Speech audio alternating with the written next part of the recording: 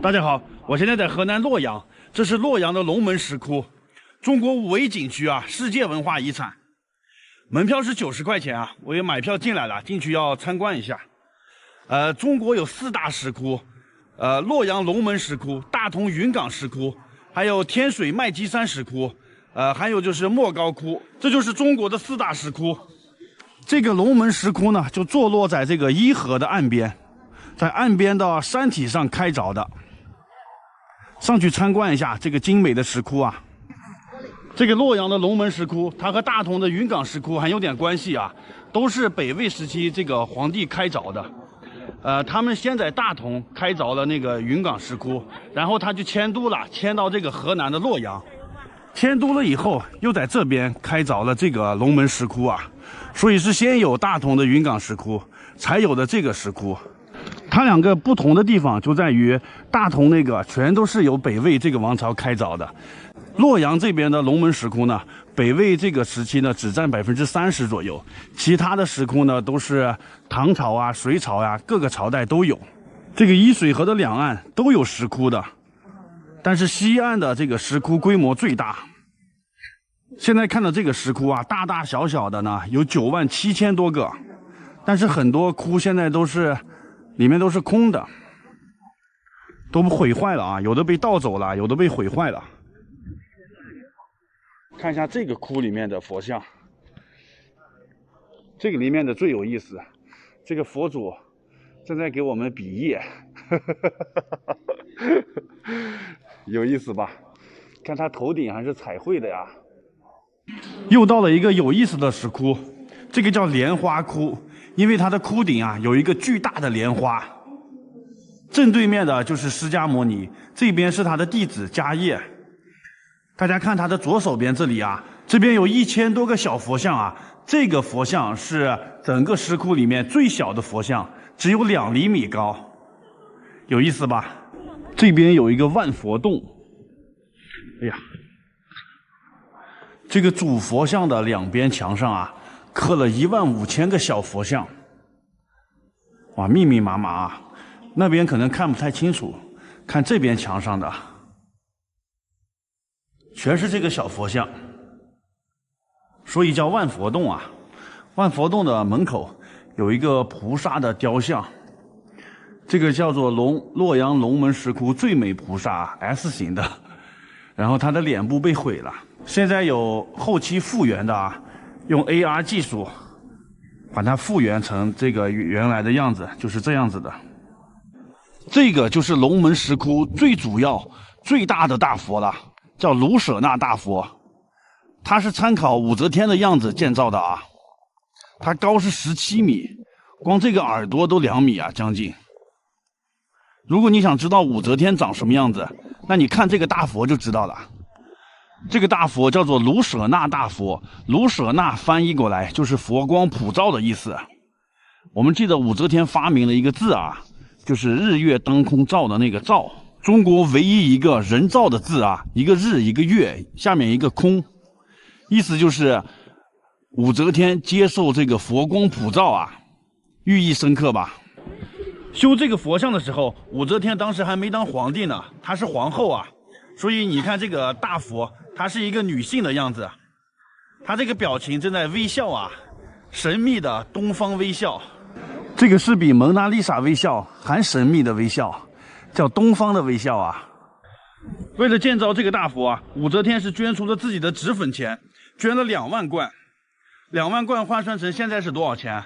按购买力来算啊，差不多是500万。这个佛像为什么雕刻成武则天的样子啊？有一个小故事。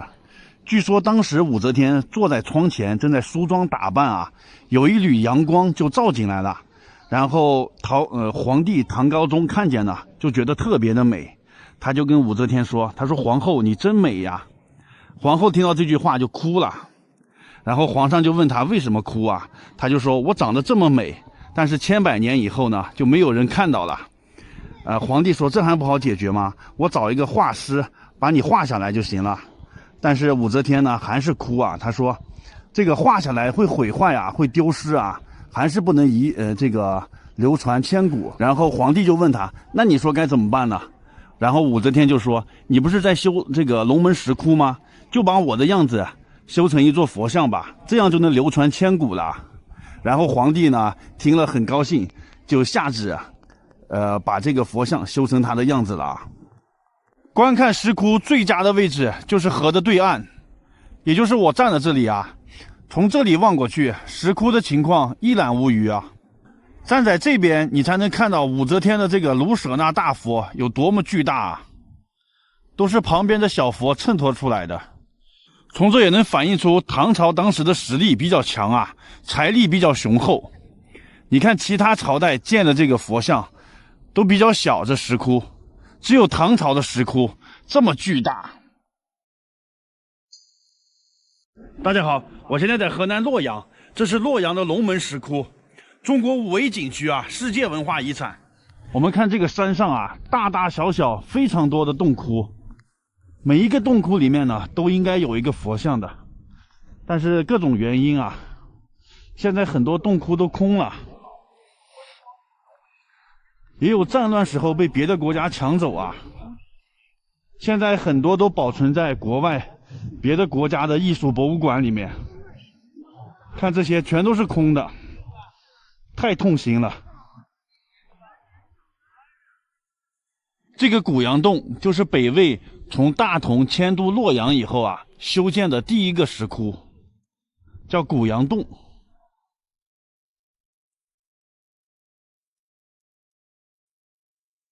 门口有一个海外流失回归龙门的高树龛佛手虚拟复原展示，很多都是流失海外了。看这个洞啊，很多上面都是空的。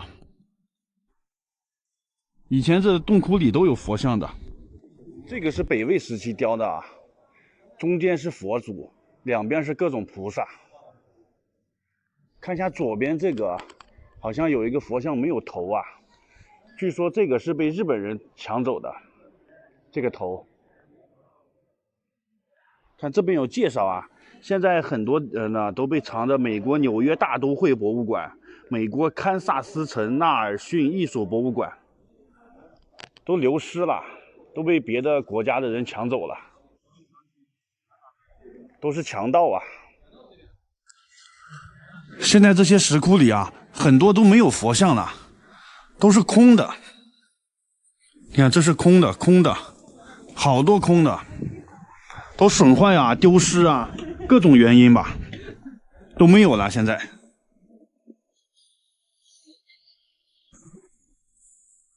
这么多空的石窟啊，很多佛像都是去了别的国家的博物馆了，太可惜了。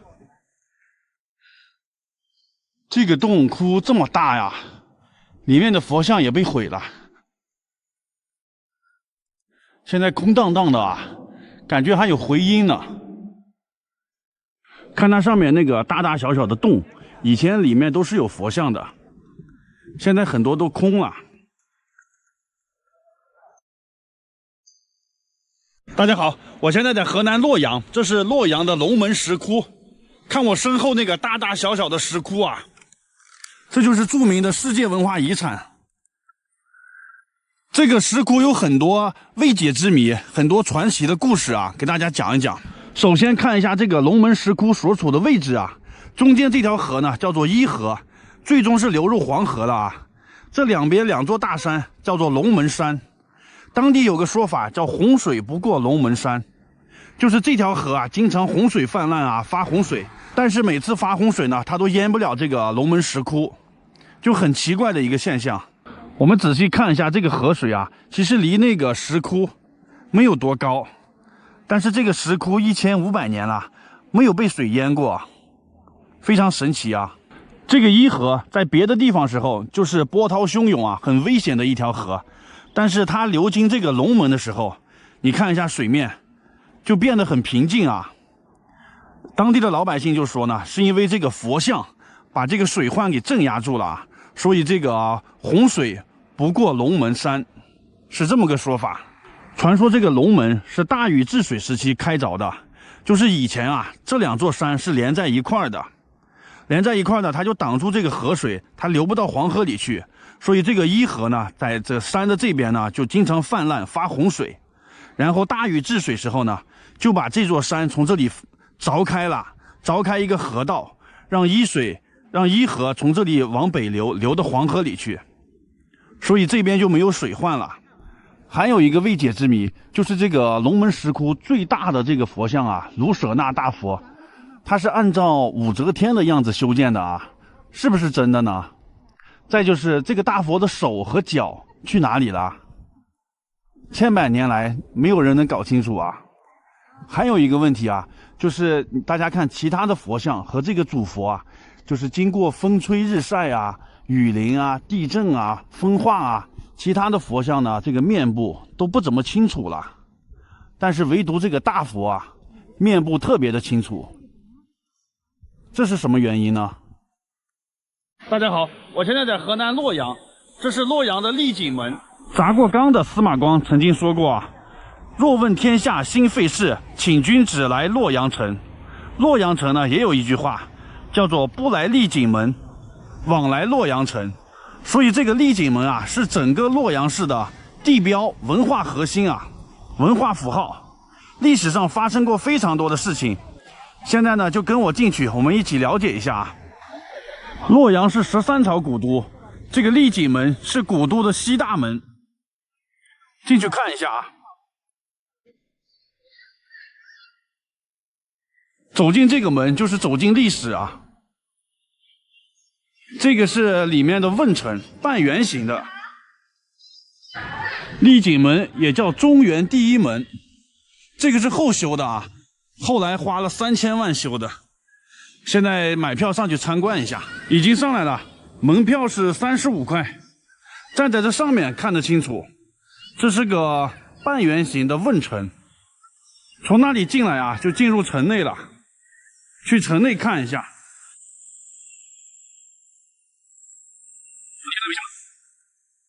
这个就是13朝古都洛阳了。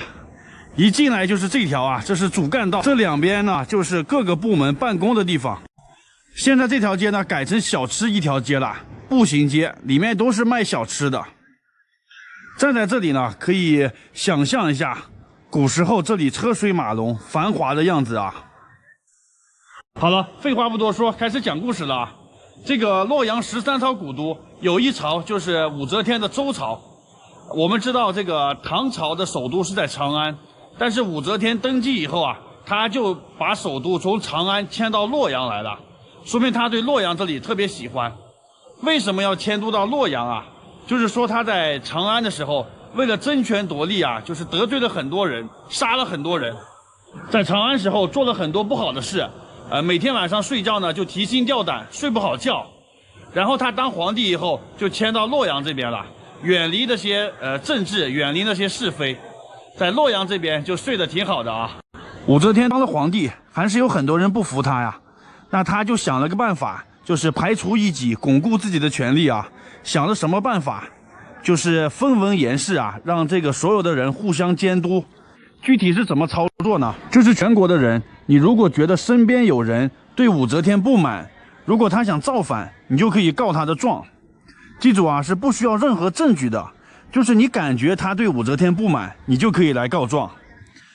甚至你可以来洛阳告御状，沿途的官员呢不能阻拦，而且还要提供给你盘缠，管吃管住，让你来洛阳告状。通过这个方法，让这些官员们互相揭发、互相举报，然后他就加强他的权力嘛。果然，他这个政策一推出，全国各地就涌现出很多的酷吏，比如说这个来俊臣、周兴，他们呢就专门就是检举揭发别人，然后这样呢就是升官发财啊。当时来俊臣在这个问城啊，丽景门这里面的问城，设立了一个推事院，就是一个监狱啊。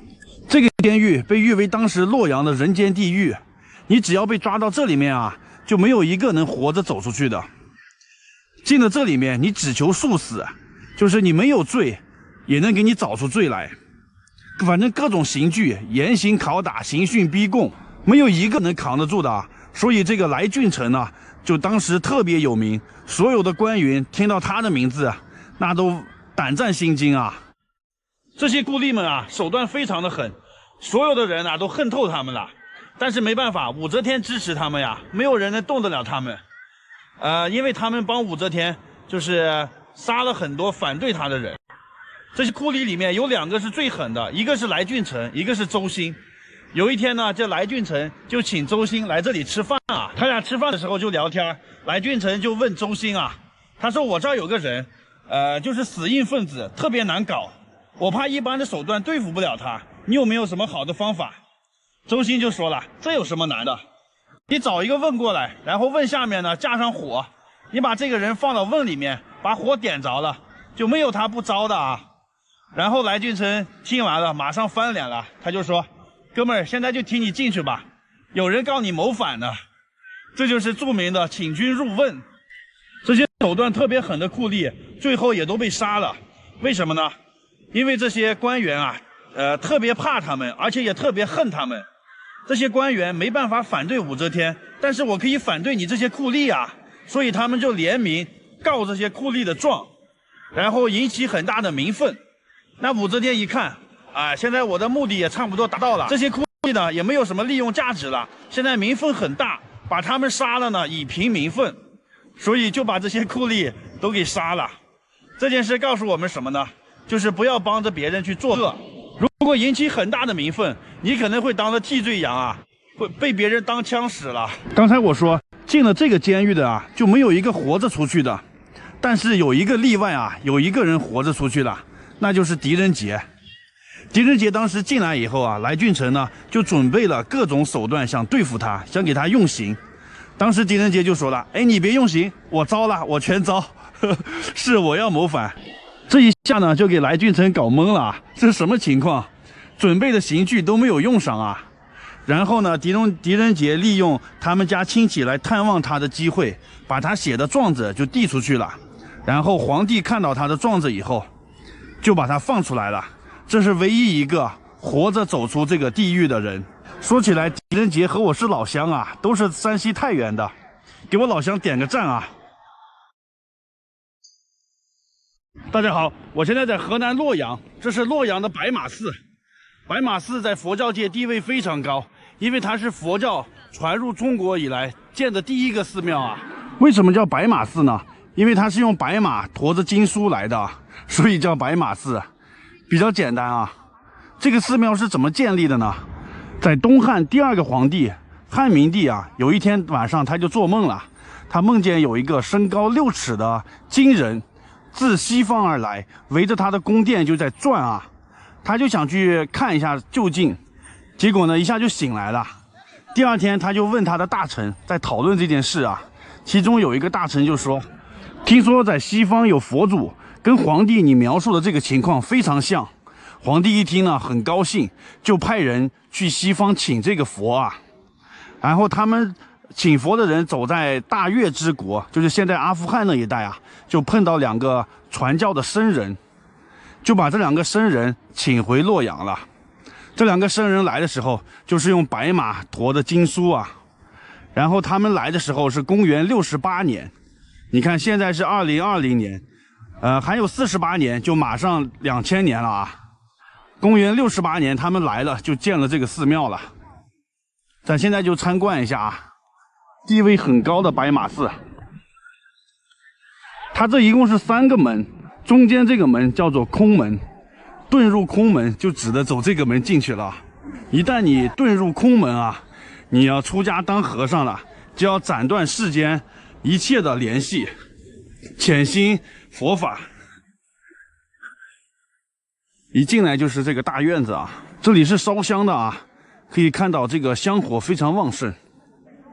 但是因为我是不信这个的，所以我不会去烧的，我也不会磕头什么的，就是进去参观一下。第一个是天王殿，这个供奉的是弥勒佛啊，然后四周围呢是4大金刚、4大护法，那边还有2个啊。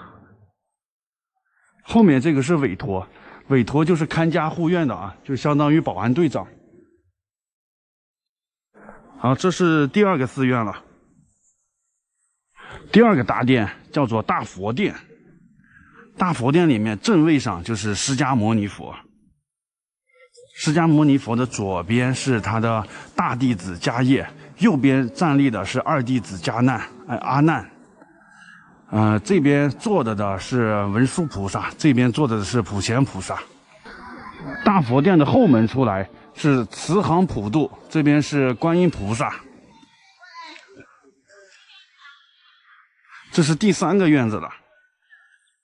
这边是大雄殿啊，本来是叫大雄宝殿，因为它这个宝贝在屋里面呢，所以它叫大雄殿。他把宝贝放在屋里了。我们看一下屋里有什么宝贝啊？正中间的就是释迦牟尼，两边坐着的是药师佛和这个阿弥陀佛。这边站立的拿着降魔杵的是韦陀，那边是韦力。然后两边是18罗汉啊。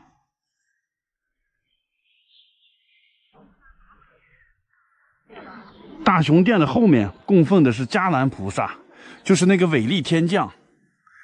这个是元代的啊，元代保存下来的。迦兰的意思就是土地的守护神，守护着这一片土地。对面是接引殿，好多烧香的。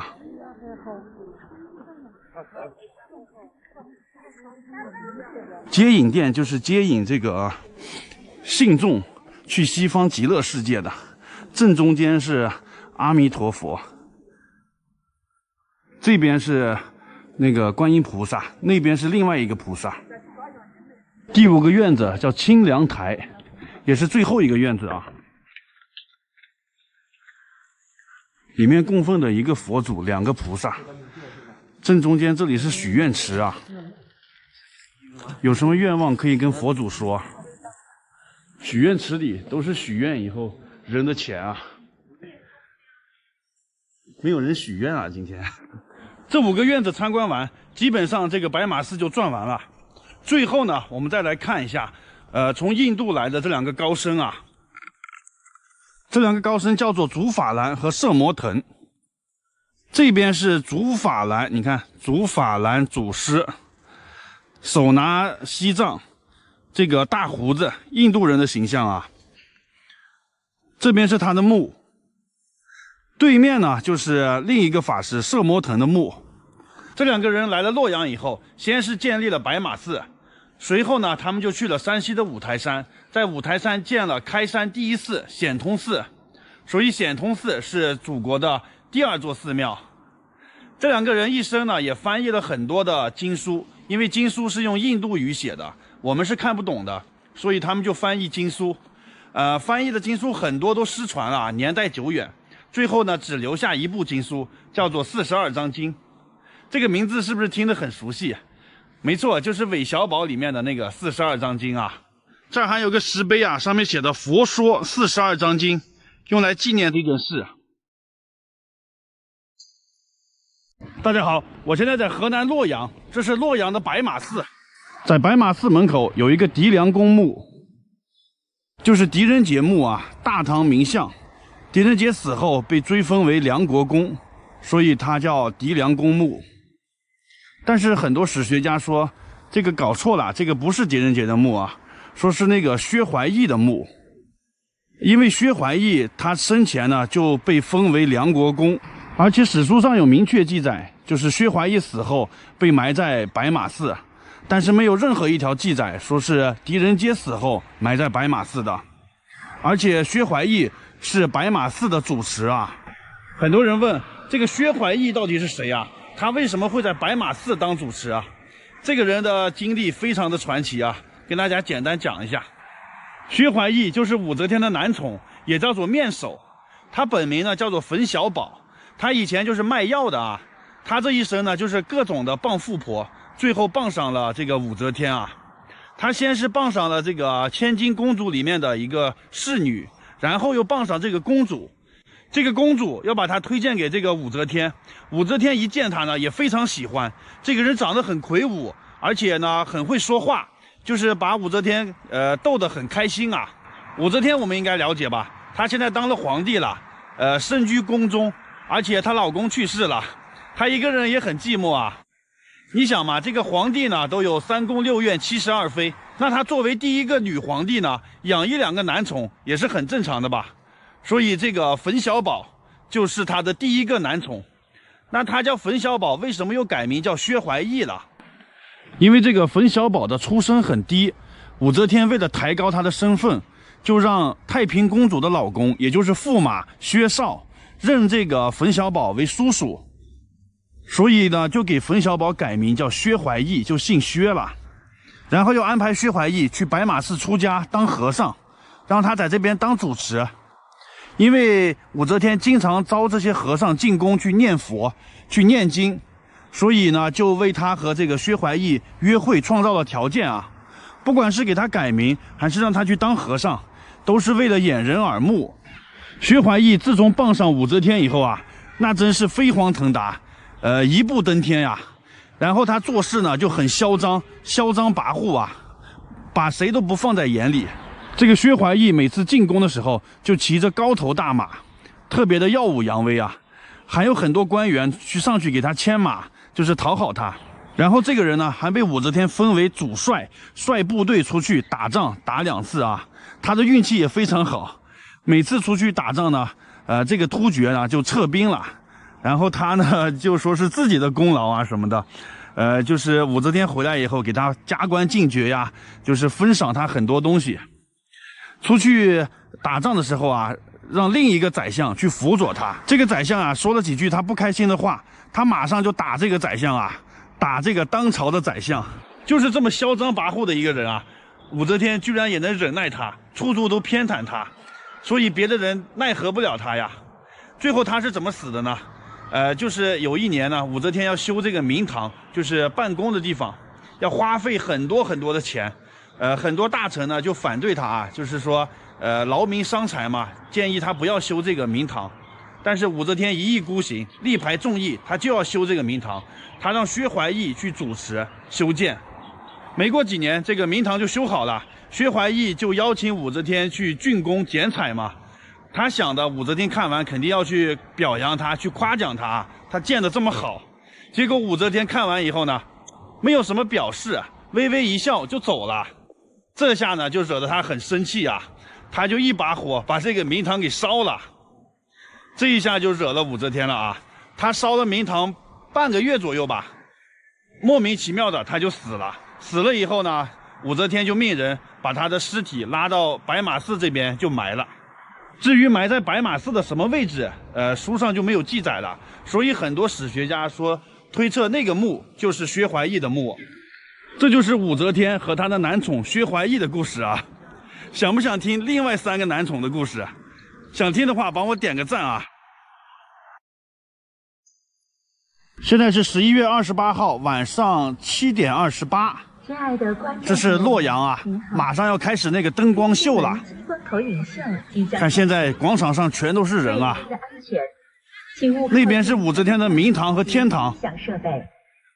7点半准时开始。现在广播已经响了，一会儿在这个地方上演灯光秀。1分钟解读应天门新灯光秀，再也不怕看不懂了。新版灯光秀以寻梦黄河为主题，展现从古到今黄河在中原文明的历史变迁。开篇3皇五帝建立文明时代，黄河泛滥，大禹治水，天下安康。绿松是龙行气穿梭，代表着夏朝建立。玄鸟出世，商朝开始。礼乐响起，周建洛邑。东汉时，茫茫丝路通罗马，北魏时佛教鼎盛。隋唐大运河以洛阳为核心，贯通南北。文人墨客遍访黄河流域，名山大川，金光闪现，建筑化作金凤腾飞。现代小浪底水库造福人民，传承黄河文明。五河汇落，沙漠、草原、海上丝路。隋唐大运河万里茶道，五路通洛。洛阳古今辉映，华夏圣城，点赞关注我，了解更多洛阳文化。这个灯光秀是每周6和每周日的晚上7点半开始，10分钟啊，灯光秀结束了，挺壮观的啊。13朝古都洛阳，灯光秀的对面就是古代的皇宫。我们知道武则天登基以后，把这个首都啊从长安迁到洛阳了。这个是明堂，就是他当时办公的地方。那个塔叫通天塔，就是他礼佛的地方。不是有个电影叫做《狄仁杰之通天塔》吗？说的就是那个塔。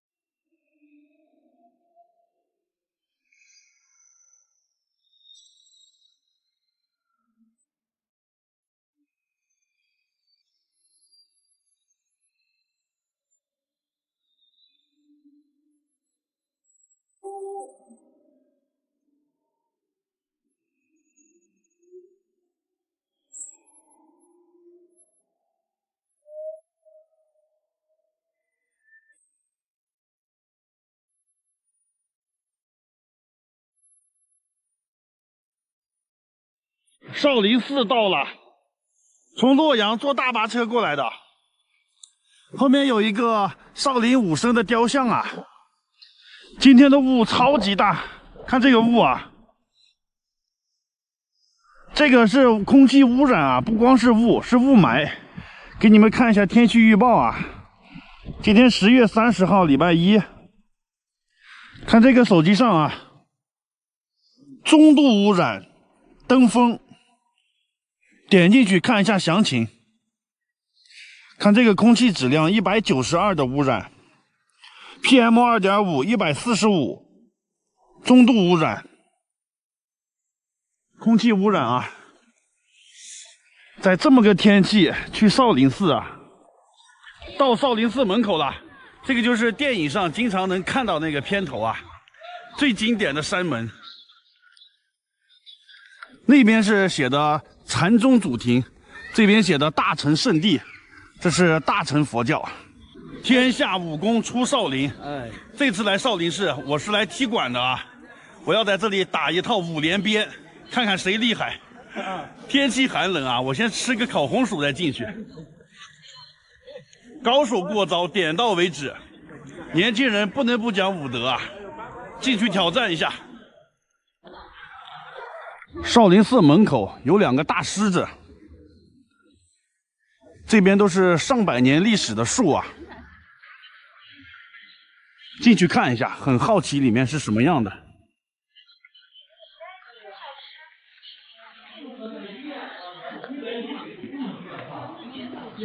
哦，从那个大门一进来是这样子的，这边是一个通道，两边是1000年的银杏树，这两边是很多石碑。左边是少林药局，右边是少林那个吃斋饭的地方。往前走看一下，地上都是铺的莲花呀，这个石头雕刻的莲花。这个银杏树啊，上面很多洞，从这里看一下，据说是少林武神练武的时候用这手插进去，不断的插出来的这些洞啊。现在都用围栏围起来了，保护上了。这个银杏树看得清楚啊，看上面这些洞，只要功夫深，树皮戳个洞，你们信吗？反正我是不太相信啊，这么深的洞。我试一下啊，我去，手疼死了。这个是不是用手指戳出来的啊？谁也不知道。也没有官方出来解释一下，都是民间，都是传说的，一传十，十传百，以讹传讹，传出来的。我觉得是正常的人，你用你的血肉之躯去戳这个树，戳不了这么深的洞。第一个是天王殿，这上面有个匾写的"天下第一主庭"，哼哈二将。这里面是4大护法，在白马寺也是有4大护法。从天王殿进来就是大雄宝殿啊，这个院子里呢很多这个碑是各个朝代皇帝记录的一些事情放在这里。那边是李世民、唐太宗的碑啊。这里面的碑啊，都在王八身上驮着呢，俗称王八驮碑。其实这个是龙的儿子，龙生9子，各有不同。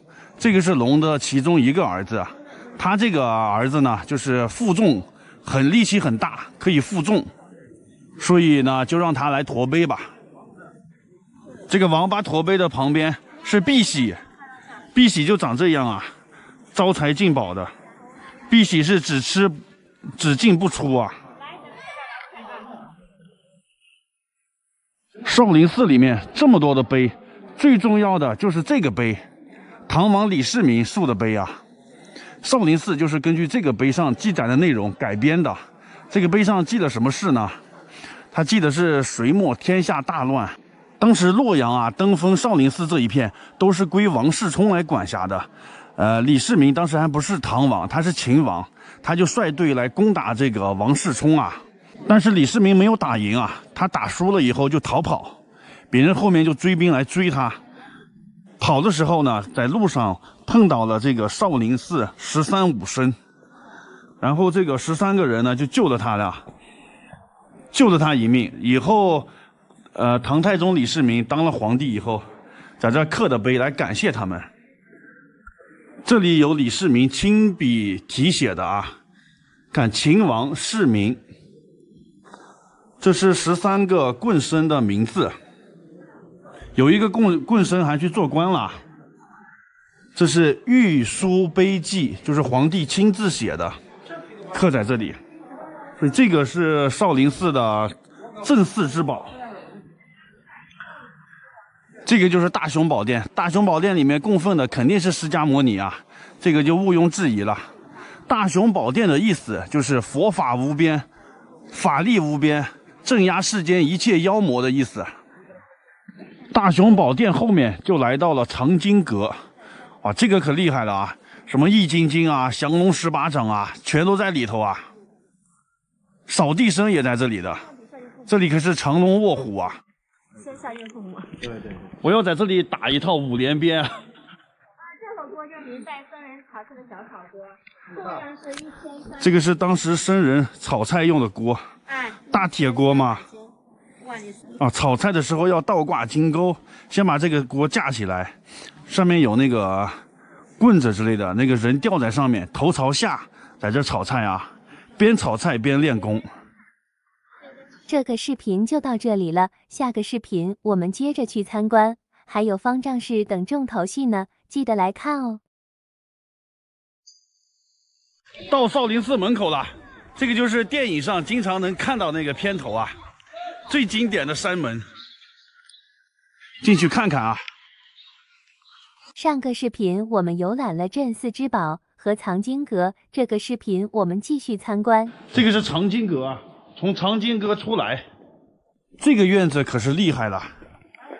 这个是方丈室，少林寺方丈住的地方啊，就是这个院子，看看，不是很大。方丈是武功最厉害的啊，上面挂的牌匾“方丈”，为什么叫方丈呢？是因为那个1尺见方。所以是方丈，以前乾隆来的时候在这里住过，所以也叫龙庭。现在上面上锁的呢，不知道现在方丈在不在里面住了。现在少林寺的方丈是那个释永信嘛，释小龙的师傅啊。方丈室的门口是一个大鼎。两边是一副对联，这边写的永远继承祖庭，弘扬正法，这边写着信愿勤修圣果，普度群生。因为这个方丈室乾隆皇帝住过，所以它是处在这个中轴线的位置的，其他寺庙的方丈室都不在中轴线上啊，所以这个少林寺的方丈室规格更高。往后看一看，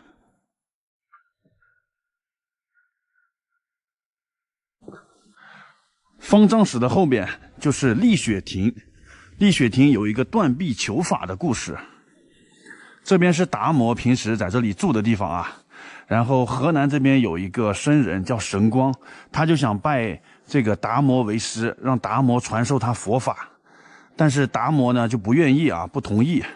因为神光是信仰道教的，现在他又在想学习佛教的佛法，所以达摩祖师不愿意收他这个弟子啊，认为他三心二意学不会。但是神光特别的虔诚，有一天呢，就天降大雪，鹅毛般的大雪啊，他就站在这个门口等达摩祖师。达摩祖师第二天早上呢才出来，看到门口站着一个雪人啊，这个大雪把他都给覆盖了。他就跟神光说，除非这个降的雪是红色的，我才收你为徒啊。神光一听这话呢，抽出一把刀，把自己的左臂就砍断了，然后他的鲜血就染红了地上的白雪。他说，师父，现在是天降红雪了。就这样呢，达摩祖师被他感动了，就收他为徒，给他改名叫慧可。这就是少林寺第二代祖师慧可断臂求法的故事。所以现在少林寺的僧人啊，他们的僧袍都不盖住这个左臂，左臂这边都是空的，而且是单手这样子的啊，就是这个原因。这求法的成本太大了啊！从丽雪亭过来就是最后一个大殿，这个大殿里面有留下这个少林武僧练功的一些痕迹啊。看这个大殿里面的地面都是坑坑洼洼的，凹凸不平啊。你看这个砖块都被剁碎了，这就是他们练功留下的。是不是有个疑问，院子里这么大，为什么要躲在房子里练功啊？因为明朝时候不让他们练功，所以悄悄地躲到那里面练功。门口有一个达摩祖师的像，日本人赠送的啊。达摩祖师光着脚啊，手里拿着他的鞋，一苇渡江，就是他渡江的时候脚上踩着一个芦苇，就这样就能渡过来。其实像他们这个高深法力的人啊，可以凭空渡江，但是为了照顾凡人的感情，就是拿了一个芦苇。参观完少林寺，最后一站要到这个塔林看一下，这里面全都是佛塔。这就是高僧去世以后埋在这里啊，其实是个墓地。现在有248座佛塔，那就是有248个高僧埋在这里了。